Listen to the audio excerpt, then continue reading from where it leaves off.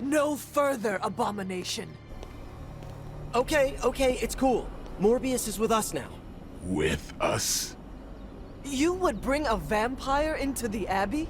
Well, he's not a vampire. Not exactly. If he was, he'd be dust. He became this way because of an experiment gone wrong, not a bite from a vamp. He's his own master, right, Doc? If I may, there are few judges of character better than Spider-Man. Back me up here, Blade. As much as I hate to admit it, we could probably use his help. This once.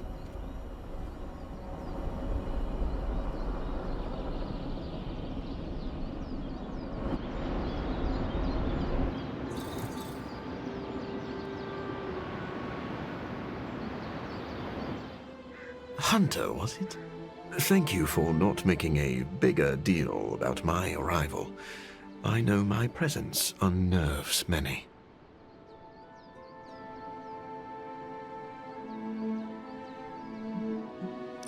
Maybe we should call this a probationary period. I still have not made up my mind, so do not get too comfortable. Then let me beg for your patience. I think you will find that I am a man of many talents. You are a vampire expert. I already have one of those. I am the world's foremost authority on vampire physiology. Blade knows a great deal about vampire rituals, habits, and social order, but he doesn't understand their biology. Why should that matter? In a sense, you could say Blade can take a vampire apart, but he can't put one back together. I do not want to put vampires back together. Of course not. Let me put it like this. If you understand the structure of an organism, you'll know its weak points, where to push so it falls apart. This is what I offer you.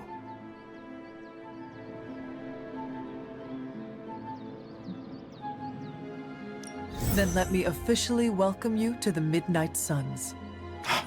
You will not regret this. Now, can you show me where we keep the prisoners? I would like to feast. What? Only kidding. I think you'll be happy to know that I've actually already started researching vampire biology. That sounds like good news. Unfortunately, I also have bad news. I've been tinkering with a prototype gamma serum that suppresses the effects of sunlight on vampiric membranes. The vampires have taken that from me. Then we must take it back. That is why I'm here. And I would love to get back to that research. Unless you have further need of me. I want to know a little more about you first. Naturally. I am an open book. I have heard you called a living vampire. What does that mean? It means that unlike most vampires, I have a pulse. How is this possible? Most vampires are tied to the supernatural realm. They are undead creatures. My gifts are a boon of science. I am wholly unique in that way. Quite literally a freak of nature. Who were you before you became a vampire? I was born with a rare, degenerative blood condition. My disease would have proven fatal if I had not taken matters into my own hands and experimented on my body using vampire bat DNA.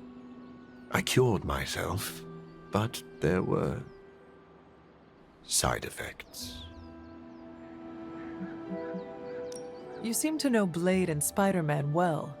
What is your impression of them? When I first became the living vampire, I struggled with my baser instincts. It took me a while to maintain control over my appetite. Spider-Man and Blade were the first two heroes I encountered, and they protected many innocent people from my wrath. You mean they fought you? Yes. but I am grateful because they encouraged me to become a better man. Though I wish Blade's approach hadn't been nearly so ferocious. I would like to know more about your capabilities. Like a traditional vampire, I possess enhanced strength, speed, and acute senses. An accelerated healing factor allows me to bounce back from otherwise mortal injuries. And while I cannot fly in the traditional sense, I have the psionic ability to glide over great distances. Do you share other vampiric weaknesses? One of the advantages of being a living vampire is that I do not have those Achilles heels. I could drink holy water all day, and a silver bullet stings like a lead one. One slight exception is daylight. I do not burn under the sun, but my eyes are sensitive to the light, and my powers are somewhat dampened during the daytime. Do you have to consume blood like any other vampire? Regrettably, not only do I need to consume human blood, I crave it. But you do not need to worry. I keep my cravings in check these days, and only feed on those who prey on others. Never mind. I will let you settle in.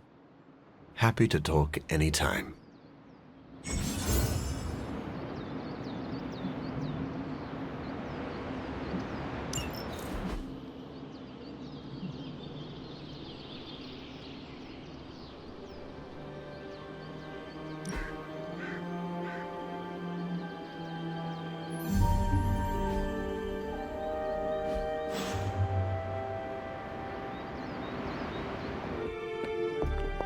Doctor, meet the doctor. Now, the Abbey has as many PhDs as you'd find on your average golf course. We've met. Dr. Morbius. So good to see you again. Doctor Strange, still patrolling the spiritual realm, I see. I'd love to get set up as quickly as possible in here. Start learning the lay of the land so I can help out. Well, set up your little test tubes anywhere you'd like. Just don't touch any of my stuff. And there are several mystical artifacts in here that no one should look at directly. Don't look and don't touch. You'll really know how to make a colleague feel at home. Just remember that's only an expression. And you don't actually own any of this. But we really are glad to have you. I can tell. I should set up my lab sooner than later. Spider-Man told me the Forge is roomy and bickery. Checking in on me already, Hunter? I haven't had time to get into trouble. You can never be sure. I suppose. What can I do for you? Never mind. I will let you settle in. Happy to talk anytime.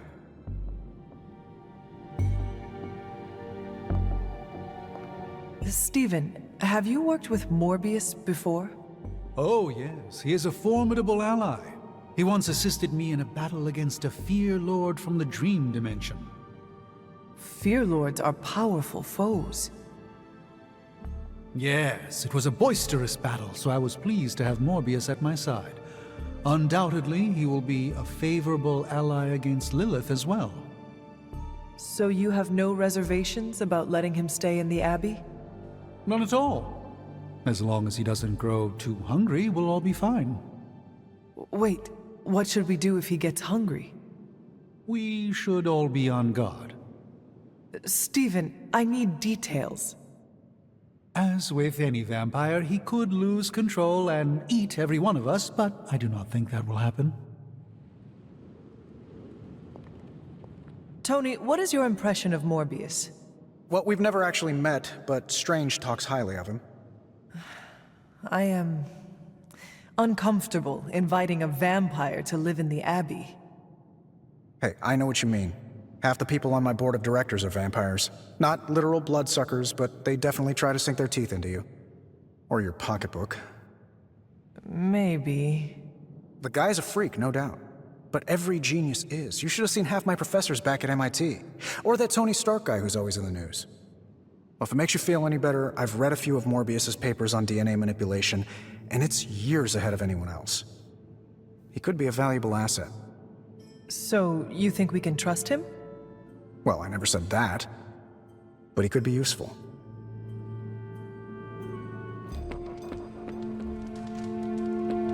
So Blade trusts Morbius? A vampire?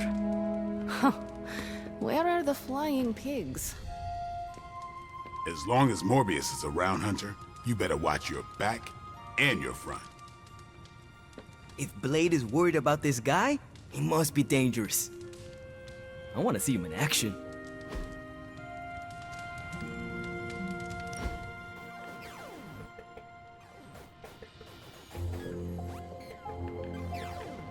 What's the craziest thing you ever seen? 3 demons killing each other because they could not decide who would fight me first. Whoa. The winner had a mortal wound. Never drew my weapon. How about you? I was gonna say a rollerblading mariachi band, but I don't think mine compares.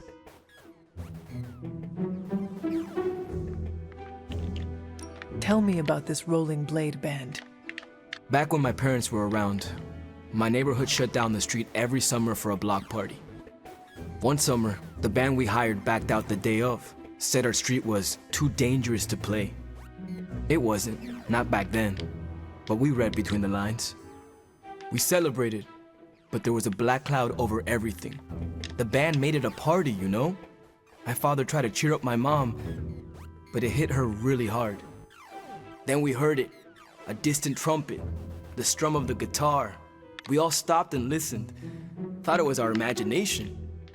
And they rolled up, zipping all around us, playing and singing their hearts out. They called themselves, well, it kind of translates to the Squeaky Wheels. They played all night, took every request, let the kids ride on their shoulders, never asked for a dime. My mom was so happy. It's one of the last memories I have of my parents. I always wanted to be them when I was a kid, you know. Roll up, make people's lives better, and then do it again somewhere else. That is literally what you do, Robbie. Damn. I guess you're right. I wonder if Blade knows how to play guitar. Always great to hang with you, Hunter.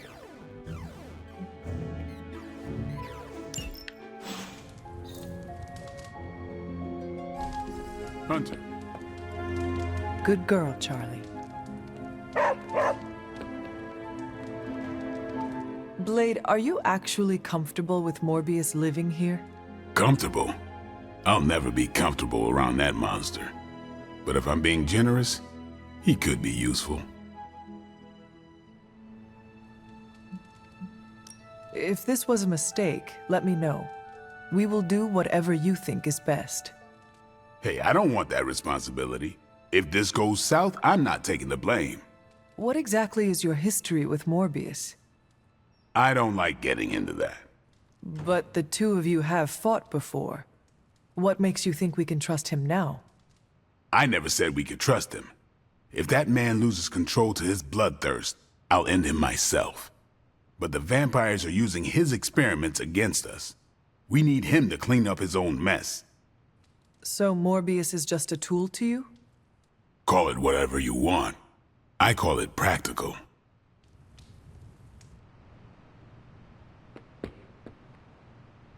Sorry we didn't give you a heads up before. You know, about bringing a vampire into the Abbey.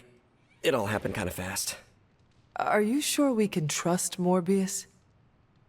Yeah. Morbius has his demons, but he's a teddy bear. A snarly teddy bear. With fangs. But there's stuffing in there, somewhere. This is not helping your argument. What I'm trying to say is that Morbius has a good heart. And exceptionally good blood. Good blood? Yeah.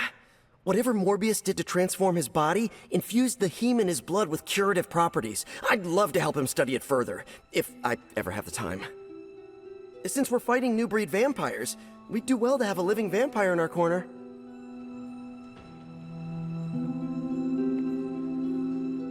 Anything else on your mind? What happens if Hydra successfully replicates Morbius's prototype sample? Sunproof vampires seem like a bad idea for all involved.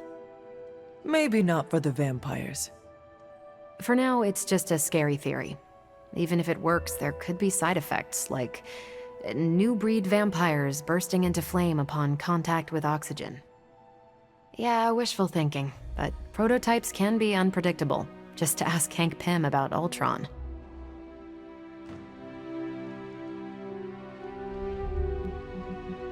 Thanks, Carol. Sure thing.